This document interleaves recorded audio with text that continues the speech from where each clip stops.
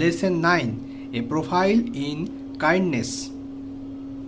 এখানে তোমরা দেখো, do your mark, certain situations are mentioned below, নিচে কিছু সিচুয়েশন অর্থাৎ অবস্থার বর্ণনা করা রয়েছে।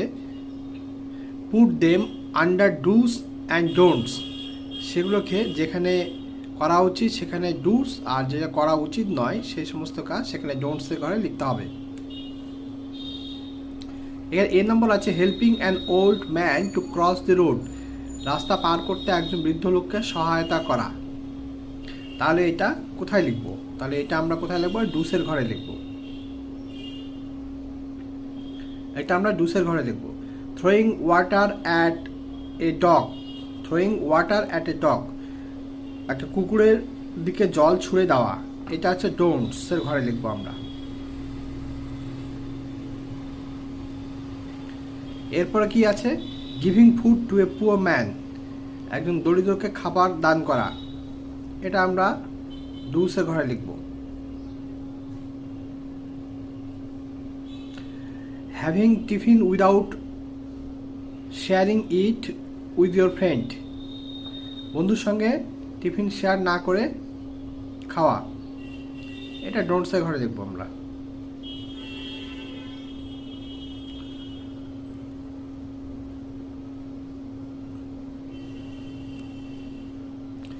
এরপরে পড়া যাক, let's sit. The night was calm and quiet, রাত্রি ছিল শান্ত এবং স্তব্ধ। A man was walking alone in the dark, একজন ব্যক্তি একা অন্ধকারের মধ্যে হেঁটে যাচ্ছিলেন। সাডেনলি, হঠাৎ, he heard some children crying, তিনি শুনতে পেলেন কিছু শিশু কান্না করছে। The sound came from a near hut, শব্দটা পাশের একটা কুঁড়েঘর থেকে আসছিল। দি ম্যান ওয়াজ কিউরিয়াস, লোকটি কৌতূহলী হলেন। কিউরিয়াস, কৌতূহল। He saw a faint light coming from the hut, তিনি দেখলেন একটা হালকা আলো কুঁড়েঘর থেকে আসছে। He came close to the hut, তিনি কুঁড়েঘরের কাছে আসলেন। হি লিসেন্ড কেয়ারফুলি, তিনি মনোযোগ সহকারে শুনলেন। কাম মানে পিসফুল, কোয়াইট মানে সাউন্ডলেস মানে স্তব্ধ, নিয়ার বাই মানে ক্লোজ বাই কাছে, ফেইন্ট হচ্ছে ডিম অর্থাৎ হালকা। আচ্ছা, এরপরে এখানে দেখো অ্যাক্টিভিটি 1-এ কি আছে? Write T for true and F for false statements in the given boxes, যেগুলো সঠিক সেখানে কি লিখতে হবে, যেগুলো মিথ্যা সেখানে এফ লিখতে হবে। ইট ওয়াজ এ স্টর্মি নাইট, এটা ছিল ঝড়ঝঞ্ঝাপূর্ণ রাত্রি, এটা ফলস। এইটা ছিল কাম অ্যান্ড কোয়াইট নাইট, তাহলে এটা হচ্ছে false. A man heard some children crying, এটা টি, একজন ব্যক্তি শুনতে পেয়েছিলেন কিছু ছোট শিশু তারা কান্না করছে। The sound of crying was heard from a hut close by, নিকটবর্তী একটা কুঁড়েঘর থেকে সেই কান্নার শব্দটা আসছিল, শোনা যাচ্ছিল, এটা হচ্ছে টি, সঠিক। The man moved far away from the hut, সে কুঁড়েঘর থেকে অনেক দূর চলে গেলেন, তিনি চলে গেলেন অনেক দূর, এটা ফলস, তিনি কাছে আসলেন। এই যে হি came close to the heart, কাছে আসলেন, দূরে সরে যাননি। এরপরে এখানে let's continue. The man hard a woman talking to the children, লোকটি শুনতে পেলেন যে একজন মহিলা শিশুদের সঙ্গে কথা বলছেন। Don't Cry, the rice will be ready সুন, কান্না করো না, এখনই ভাত রান্না হয়ে যাবে, তিনি অর্থাৎ সেই মহিলাটি বলে। দি man looked inside the heart, ব্যক্তিটি কুঁড়েঘরের ভিতর দিকে তাকায়। হি আস্কড দি ওম্যান, তিনি সেই মহিলাকে জিজ্ঞেস করেন, why are the children crying, কেন শিশুরা কান্না করছে? The woman replied, they are hungry, মহিলাটি উত্তর করেন যে তারা হচ্ছে ক্ষুধার্ত। I have nothing to feed them, তাদের খাওয়ানোর মতো কিছু নেই।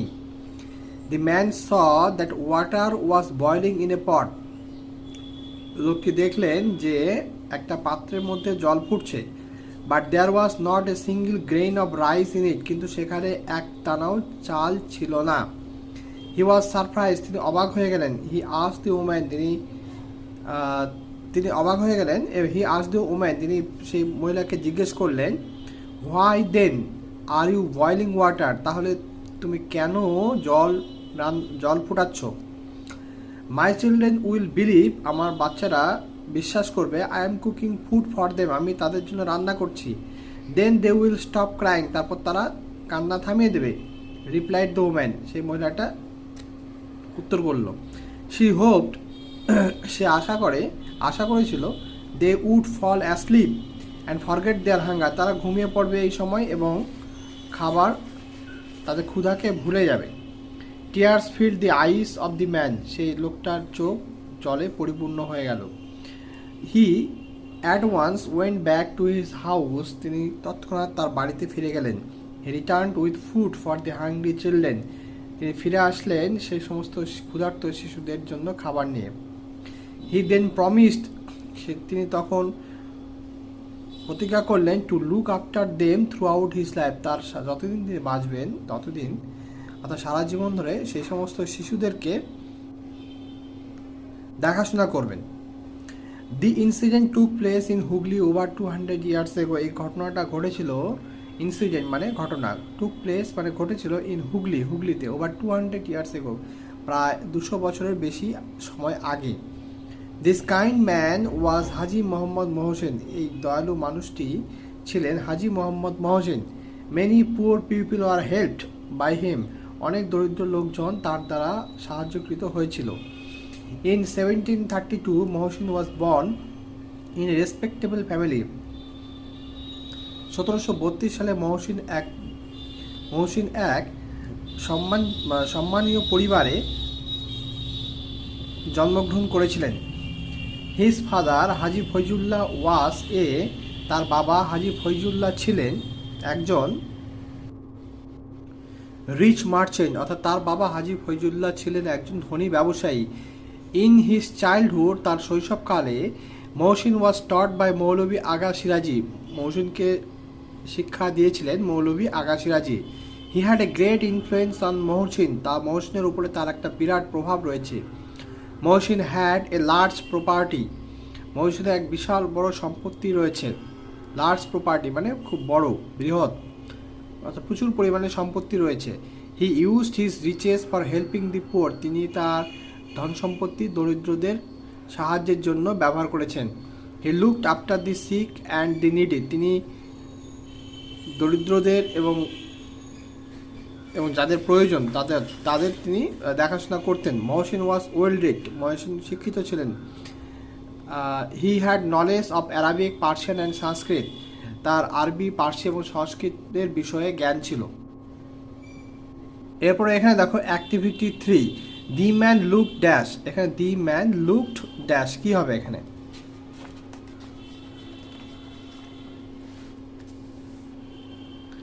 The man look dash, looked,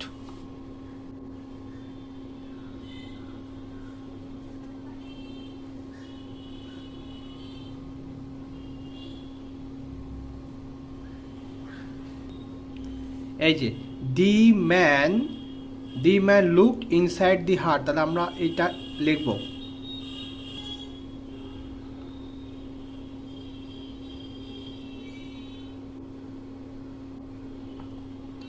এরপরে কি আছে?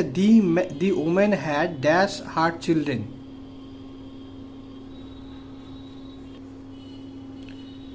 এই যে I have nothing to feed them, তো এখানে the women had nothing to feed her children, nothing to feed এইটুকু কথা আমরা লিখতে পারি এখানে, নাথিং টু ফিড।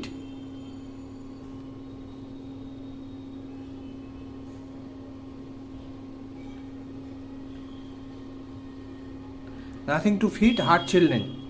এরপরে কি আছে? দি mother hoped that her children dash, এই যে she hoped they would fall asleep and forget their hunger, they would fall asleep and forget their hunger, they would fall asleep and forget their hunger.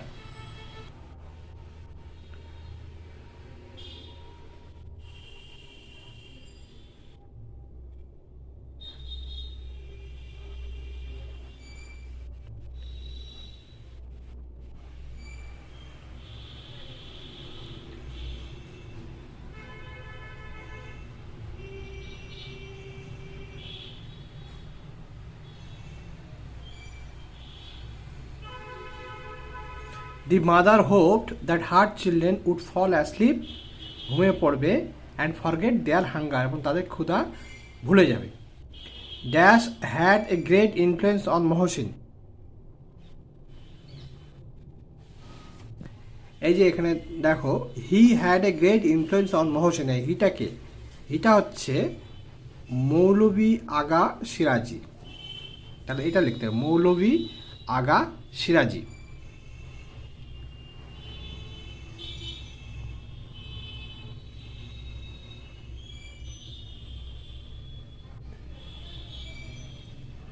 Moulvi Aga Siraji had a great influence on Mohsin. এবার এখানে activity 4, who what are action. এখানে কাজ দেওয়া আছে এবং who what সেটা কি হবে সেটা লিখতে হবে। Was talking to the children, শিশুদের সঙ্গে কথা বলছিলেন কে? মাদার, মা। ক্রাইং ইন হাঙ্গার, কারা ক্ষুধায় কান্না করছিল? Children.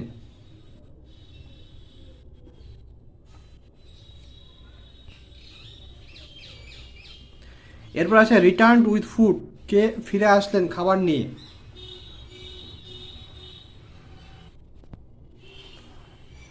Haji Muhammad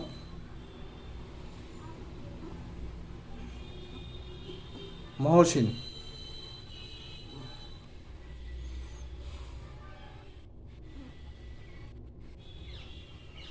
Haji Muhammad Mohsin taught Mohsin in his childhood, শৈশবকালে শিক্ষা কে দিয়েছিলেন? মৌলভী আগা সিরাজি।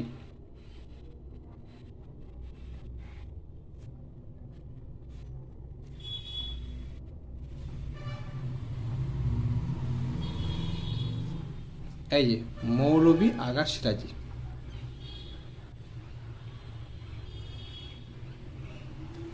তো আজকের মতো এইটুকুই। ভিডিওটি ভালো লাগলে তোমরা লাইক করো, চ্যানেলটি সাবস্ক্রাইব করো এবং বেশি বেশি করে শেয়ার করো, যাতে তোমরা নতুন নতুন ভিডিও আরও পাও।